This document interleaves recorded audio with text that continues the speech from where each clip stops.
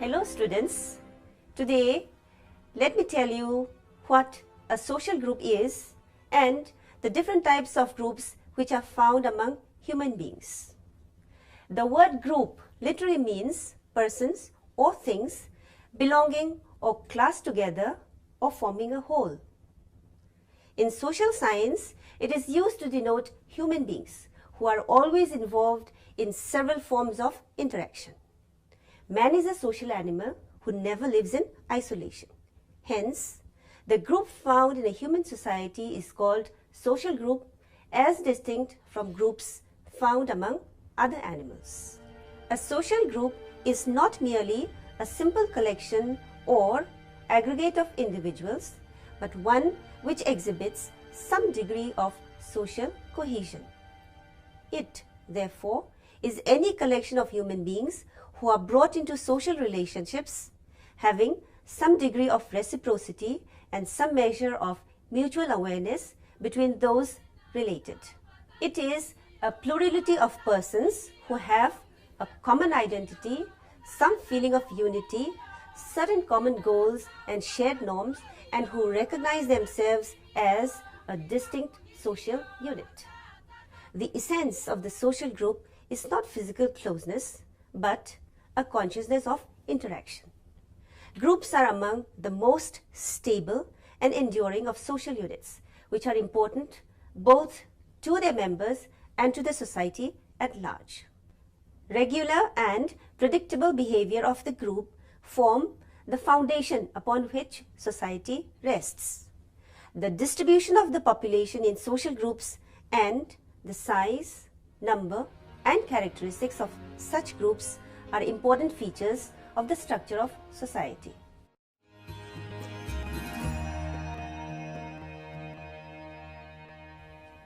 To define social group is not an easy task. Different definitions have been given by different scholars. But for your benefit, I take up only two definitions. One given by McIver and the other by Baltimore. First, let me quote McIver. Quote, "By group we mean any collection of human beings who are brought into social relationships with one another." Unquote. According to Baltimore, quote, "A social group is an aggregate of individuals in which definite relations exist between the individuals comprising it, and each individual is conscious of the group itself and its symbols." Unquote. Social groups are different from social classes, but similar to social categories, as members are aware that they share something in common and are in interaction with one another. There is a we feeling among the members which help them to develop a sense of collectivism. A feeling of unity brings the members close to one another. With common needs and ends, their behavior becomes common. Certain norms and rules of behavior help the group to remain organized, and the members are expected to respect these norms. Specific styles of interaction and language and symbols help members to communicate. Discipline within the group is strictly maintained, and those who neglect discipline are punished. The members of a group are reciprocally related to each other. Every human being is a member of one or more than one group, like family, peer group, a club and neighborhood, etc., where interaction takes place. Sometimes they have common objects and sometimes they participate in similar activities. Group activities always follow some rules and norms shared by every member. Members of a group are aware of their activities and they share a common consciousness of their joint interaction. Sometimes the purpose for which a group was formed also gets changed, and new changes are brought into the group to allow flexibility. The size of a group also changes due to circumstances. A society is made up of various types of groups which are similar or different from each other. Classification of these groups can be done on the basis of social interaction, degree of quality of interaction, degree of intimacy of contact, range of group interests, duration of interest, degree of organization, and lastly, size. Groups range from highly developed organizations as the modern factory to a largely unorganized temporary crowd and permanent class. In the classification of human groups, one of the broadest and most fundamental distinctions is that between small and intimate groups on the one hand and large and impersonal groups on the other. In this module, I shall discuss Cooley's classification as his classification of groups into primary, secondary and tertiary on the basis of the degree of intimacy of contact is one of the most widely utilized concepts of sociological groups. Let us first look at the primary group. The primary group is the nucleus of all social organizations. It is a small group in which a small number of persons come into direct contact with one another. They meet face to face for mutual help, companionship, and discussion of common questions. In the words of C.H. Cooley, quote, "By primary, I mean those characterized by intimate face-to-face association and cooperation. These are primary in several senses, but chiefly in that they are fundamental in framing the social nature and ideals of the individual." Unquote.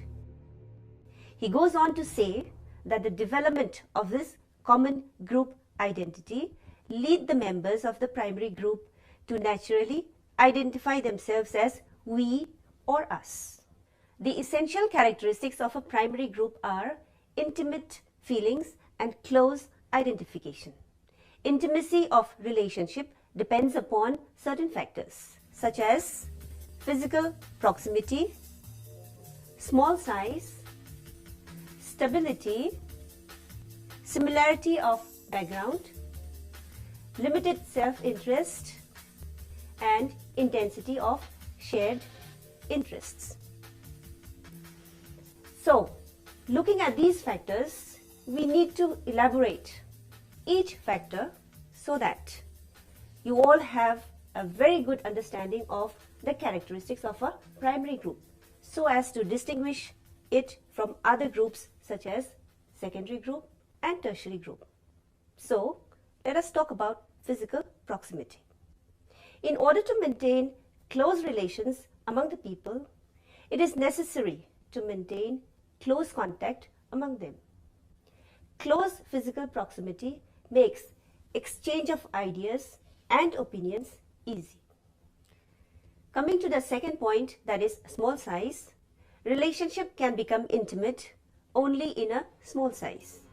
In small groups, members can know one another personally and develop a group character and intimacy more quickly. To promote intimacy of relationships, the primary group should be stable to some extent. Each member in a primary group should have something to give and take. Though members join the group with the motive of satisfying their own interest, yet they should subordinate their interests to the central interests of the group. In a primary group, the common interest is shared by every member, and by being shared by all, the interest acquires a new significance and a new valuation.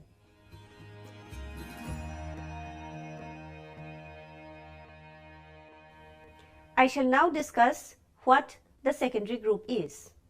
A secondary group is one which is large in size, where human contacts become superficial and undefined. The relations of the members are limited in scope and arrived at by trial and error, and in terms of self-interest calculations of the members. A member exerts only indirect influence over the other. He knows personally only a very few of the other members and functions as one among almost countless members. His cooperation with his fellow workers is indirect and very seldom comes face to face with them. He communicates with them by such indirect means as the written word. According to Ogburn, quote, the groups which provide experience lacking in intimacy are called secondary groups, unquote. According to Davis, quote, secondary groups can be roughly defined as the opposite of everything already said about primary group, unquote.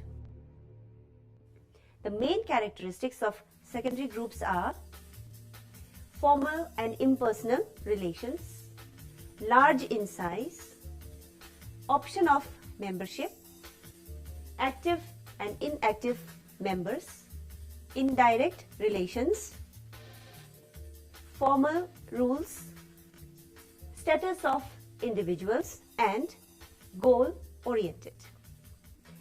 The relations of members do not exercise influence over others. There is no face-to-face interaction and the relations are casual. The relations of members do not exercise influence over others. There is no face-to-face interaction and the relations are casual. Secondary groups may be spread all over the world. The membership of secondary groups is not compulsory. Due to absence of intimate relations, some members become inactive while others are active. The members are scattered throughout the length and breadth of the country or the world and therefore